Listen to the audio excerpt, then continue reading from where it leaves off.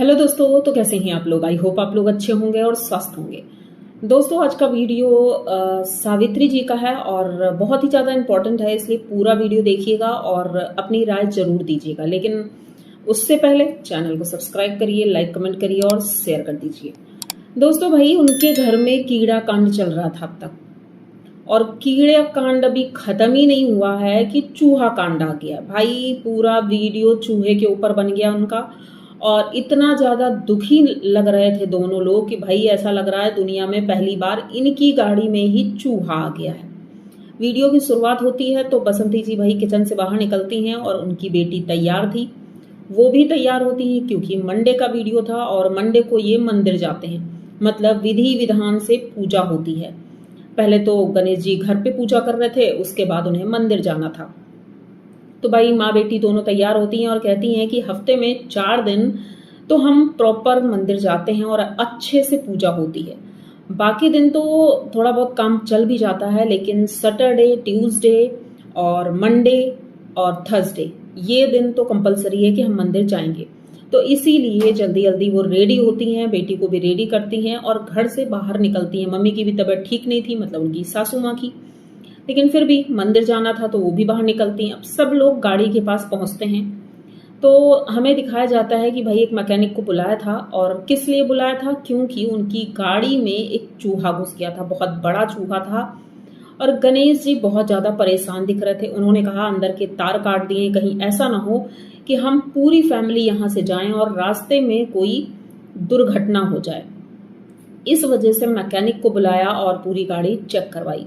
चलो यहाँ तक ठीक था कि भाई गाड़ी चेक कराना जरूरी है क्योंकि फैमिली को लेकर जा रहे हैं और रास्ते में कुछ हो ना जाए, क्योंकि सीट के नीचे वाले तार कटे हुए थे और बुरी तरह से कटे थे। अब इसमें बहुत से लोगों ने अपनी अपनी राय दी कि भाई हो सकता है गाड़ी में कुछ खाने पीने का सामान रखा हो, इसी वजह से चूहे अंदर चले गए।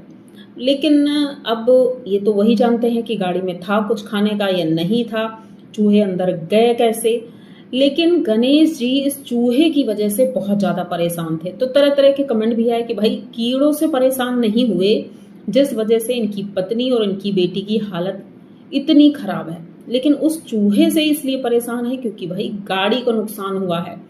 सावित्री कहती है 16 लाख की गाड़ी है, और बताओ 16 लाख की गाड़ी का मेरा नुकसान हो गया है। भाई बहुत परेशान, दुखी और रोनी जैसी सूरत बना करके दोनों लोग बैठते हैं और जनता से गुहार लगाते हैं कि भाई अगर आप लोगों को भी कुछ पता हो कि गाड़ी में चूहे अगर हो गए हैं तो हम क्या करें।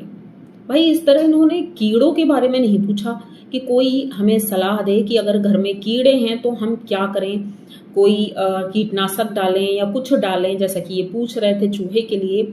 यहाँ तक कि सावित्री ने कहा कि चूहा मार दवा डाल देते हैं, लेकिन फिर भी उनका मन नहीं था चूहा मार डालने के लिए, क्योंकि भाई चूहा मार डाल देंगे, पता नहीं वो कहाँ ही होगा चूहा, तो वो खाएगा या नहीं खाएगा, तो भाई वो डालने का कोई मतलब नहीं है। कुछ और उपाय हो तो बताइए। तो जनता ने भी भर भर के कमेंट किए हैं कि पहले तो अपनी बेटी को देखो, अपनी पत्नी को देखो, और गाड़ी तो ठीक होती रहेगी। भाई इन्होंने कंपनी भी फोन कर दिया कि बताइए इसमें चूहे हो गए हैं, इसका हम क्या करें। तो इसे सीधे तौर पर हम लापरवाही ही मानेंगे कि लापरवाही की वजह से गाड़ी में चूहे चले गए। अब इसकी वजह से मातम हो रहा है घर में कि बताइए हम लोग क्या करें, कैसे करें। इतनी महंगी गाड़ी, एक एक पाई जोड़ करके हमने गाड़ी खरीदी, और क्या मतलब पूरा वीडियो अगर आप लोग देखोगे तो भाई हंस हंस के लोटपोट हो जाओगे कि भाई इतना ज़्यादा दुखी तो ये तब नहीं हुए थे जब इनके मायके में ये दुर्घटना हुई थी। इतना दुखी ये दिखाई ही नहीं दिए थे, लेकिन आज बहुत ज़्यादा दुखी थे।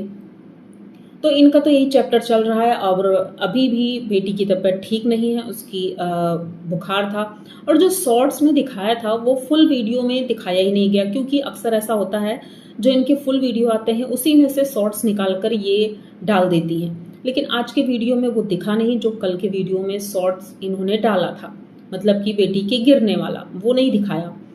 तो अब हम चलते हैं भाई सनातन के घर की तरफ, और सनातन के घर में उनके जो ससुर जी हैं भाई वो जाने वाले हैं अपनी ड्यूटी, मतलब वो ड्राइविंग करते हैं, ट्रक चलाते हैं।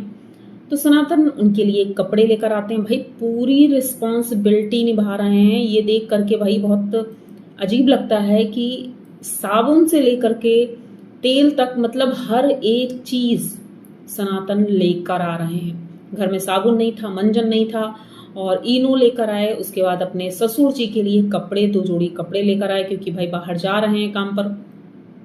इन्होंने बताया कि जहां ये पहले काम करते थे वहां से इनको निकाल दिया गया है। उसका कारण ये था कि 15 दिन की छुट्टी लेकर के ये घर में बैठ गए। पहले तो ये जाने ही वाले थे, लेकिन सबने रोका कि भाई तुम्हारे ही बेटे का ये प्रोग्राम हो रहा है, जो 13वीं तक रुकना ज़रूरी है। उनकी माँ ने भी बोला, इसलिए वो रुक गए थे, वरना वो तो चले ही जाते 6 दिन में। मतलब ऐसा लग रहा है उन्हें कोई फ़र्क ही नहीं पड़ता है कि क्या हो रहा है क्या नहीं हो रहा है।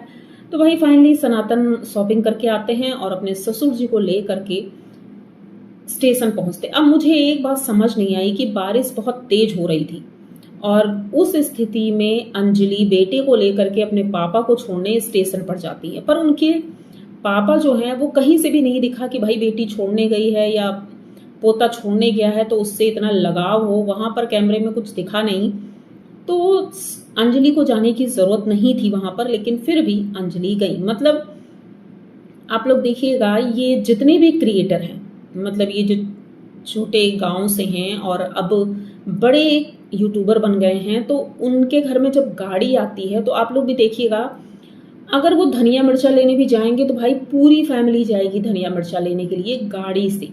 तो सेम यही सिचुएशन है, सनातन कहीं भी जाते हैं तो बिना अंजलि के नहीं जाते हैं। अंजलि साथ में उस गाड़ी में आगे वाली सीट में बैठ कर जाती है। तो भाई लोगों ने ये कमेंट किया कि भाई बेटा भी छोटा है और मौसम इतना खराब है, तो बेटे को लेकर के क्यों जाती हैं? या तो नानी के पास छोड़ सकती थी भाई, अगर जाना ही था तो खुद चली जाती, लेकिन बेटे को वहां छोड़ देती, क्योंकि हो सकता है तबीयत खराब हो जाए या कोई बात हो जाए। और इनकी जो बहन है वो स्कूल गई थी। भाई जैसे कि हमने देखा कि वो स्कूल गई, पहला दिन था उसका, स्कूल गई। लेकिन जैसे ही इनके ससुर जी को वो ट्रेन में बैठालते हैं, भाई जनरल डब्बे में बैठे थे, भीड़ बहुत ज़्यादा थी, तो अंजलि परेशान भी होती है कि भाई अच्छी सीट उन्हें मिल जाती तो ठीक था, लेकिन वो टॉयलेट के बाहर वाली जगह पर बैठ कर गए। अब सनातन कहते हैं अगर इन्होंने पहले से बताया होता तो मैं रिजर्वेशन करवा देता, लेकिन उन्होंने पहले से बताया नहीं, तो भाई अचानक में ऐसे ही जाना पड़ेगा। लेकिन अब किसी तरह मुश्किल से वो पहुंचे होंगे वहां पर। अब ये लोग घर पहुंचे ही थे कि भाई शाम को फोन आ जाता है कि साहब ने बोला है कि 2 दिन बाद आपको आना है, अभी आप जाइए। अब सनातन कहते हैं कि इनके पापा दोबारा वहां से वापस घर आएंगे, उसके बाद फिर 1 दिन बाद जाएंगे, क्योंकि पूरा 1 दिन लग जाता है वहां जाने के लिए। अब ये फिर लौट कर आएंगे, फिर जाएंगे। तो उन्होंने कहा मैं सोच रहा हूँ कि भाई अगर ये वहां पर रुक जाते हैं कहीं भी कोई व्यवस्था देख करके तो ठीक रहेगा, और आने जाने से दिक्कतें भी होती हैं और समय भी बर्बाद होगा।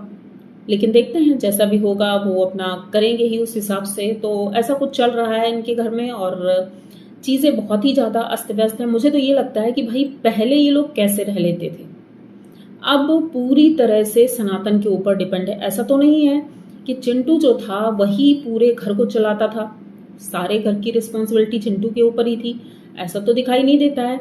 यानी कि इनके घर की स्थिति ऐसी थी कि नमक रोटी खाने के लिए भी इनके पास नहीं था। तो फिर बच्चे स्कूल कैसे जाते थे? क्योंकि आज स्कूल की फीस भी सनातन ने ही भरी, काजल के स्कूल की फीस सनातन ने भरी। तो उनके घर की स्थिति भाई बहुत ज़्यादा खराब है। और इस स्थिति में मुझे तो याद आता है वो दिन जब अंजलि और सनातन की शादी हुई थी। यही ससुर जी भाई इतना ज़्यादा सुना रहे थे सनातन को, गाली गलौज हुई थी बहुत ज़्यादा, मारने पीटने तक की नौबत आ गई थी। सनातन छुपते छुपाते अपने घर पहुंचे थे, और ये था कि कभी भी इनके साथ कुछ भी हो सकता है, मतलब दोनों के साथ। लेकिन उनके पास ऐसी क्या ताकत थी जिस वजह से वो इतना ज़्यादा मतलब चिल्ला रहे थे और चीख रहे थे। लेकिन आज वही दामाद इनका पूरा घर चला रहा है। भाई बहुत ही ज़्यादा सोचने वाली बात है, और शायद वो लोग ये चीज़ें अब समझ रहे होंगे, पहले तो नहीं समझे होंगे लेकिन अब समझे होंगे।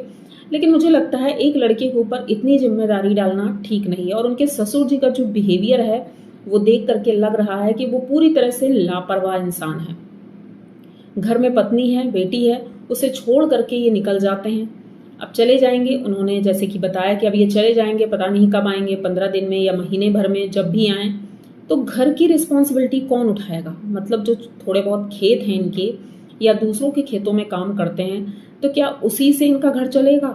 भाई सोच के लगता है कि ये अब छोड़ कर गए हैं। पहले तो चिंटू था, चिंटू किसी तरह वो ठेला लगाता था और जो भी करता था, मतलब किसी तरह 4 पैसे घर आते थे, शायद उसी से घर चलता था।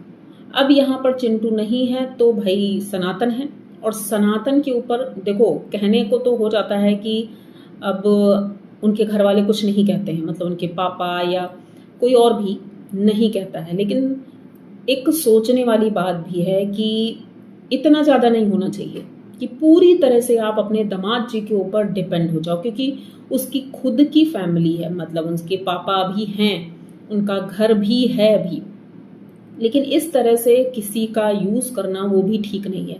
अब ये मेरी राय है और आप लोगों की जो भी राय हो कमेंट में बताइएगा, क्योंकि आप लोग खुद सोचिए कि क्या आज के समय में ऐसा कोई दामाद होगा जो दोनों घर बराबर चलाता हो, मतलब नमक से लेकर के कपड़ों तक हर एक सामान दोनों घर में पूरा करना। माना कि यूट्यूब से अच्छी खासी इनकम होती है, लेकिन फिर भी बहुत मुश्किल है। या तो फिर वो लोग इसी घर में शिफ्ट हो जाएं तो भाई एक साथ रहेंगे, कोई दिक्कत नहीं है, लेकिन दोनों घर को मैनेज करना ये तो ठीक बात नहीं है, ये शोषण करना भी हो जाएगा। अभी तो चलो मजबूरी है कि भाई वो गया है और उसके बाद तुरंत हो, लेकिन अगर आगे भी ये चीज़ें जारी रहती हैं तो ये तो गलत है। तो मेरी तो यही राय है, और आप लोगों की जो राय है जल्दी बताइएगा। और यहाँ तक वीडियो देख लिया है तो प्लीज़ चैनल को सब्सक्राइब करिए, लाइक कमेंट करिए और शेयर कर दीजिए। मिलते हैं जल्दी किसी नए वीडियो में, तब तक के लिए बाय।